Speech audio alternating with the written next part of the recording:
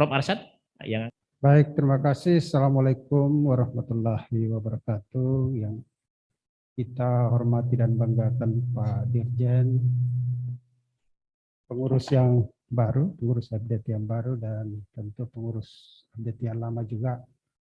Ya, saya kira saya hanya menambahkan saja bahwa berdasarkan studi dari Bappenas bahwa untuk Indonesia menuju 2045, Indonesia Emas itu akan dibutuhkan lulusan engineering 70%. Ya. Jadi lulusan engineering 70%, engineering matematik, statistik, ya, dan arts. Kemudian kalau kita lihat juga 4 pilar dari cita-cita Indonesia Emas itu kan yang pertama itu SDM, kemudian yang kedua ITEX, yang ketiga pemerataan pembangunan. Ya. Dan saya kira ini menjadi tugas kita FDTI, bagaimana kita betul-betul menyusun program. Kalau bisa kita membuat program menuju 2045 itu, ya. Jadi IKN itu termasuk di dalamnya. Ya. 2045 itu apa yang bisa kita lakukan? Waktunya sisa 22 tahun, ya. 22 tahun itu bukan waktu yang panjang untuk kita mempersiapkan, ya. Perlu diingat kita ini negara masih kelas 3 bidang teknologi. 70% teknologi yang kita pakai itu masih impor. Kalau bisa ini FDTI bisa ada sedikit lah, ya 0,5% meningkat atau 1% meningkat, ya, dengan produk merah putih tadi, ya. Dan bukan hanya itu, karena keteknikan kan banyak bidang, ya.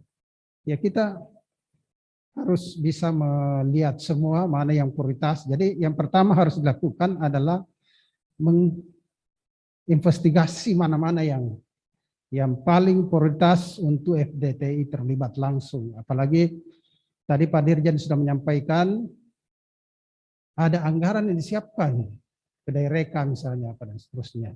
Ini perlu betul-betul kita realisasikan. Ini perlu kalau perlu dibagi tugas. Universitas mana yang kita beri tugas? Misalnya bidang kemaritiman yang tadi Pak Dirjen sampaikan, kita tertinggal kemaritiman kita. Mana universitas yang maritimnya kuat? Itu yang kita harus genjot. Tekniknya untuk bisa membuat program, ya, untuk bisa mengembangkan. Karena memang saya mencari tahu kenapa kawasan timur Indonesia itu terlambat dari kawasan barat, padahal pemerintah sudah setengah mati ada 20 tahun mencoba membuat program percepatan, ada KPET, KIK, MP3E, dan seterusnya, tapi ternyata investor itu malas untuk ke timur berinvestasi. Kenapa? Karena tingkat kesulitannya tinggi, konektivitasnya bermasalah, aksesibilitasnya bermasalah. Ya, berarti termasuk di IKN nanti mudah-mudahan dengan adanya IKN ini itu bisa ada multiplier untuk bisa ini. Jadi saya kira itu semua permasalahan itu yang perlu kita masukkan di dalam program FDTI ke depan.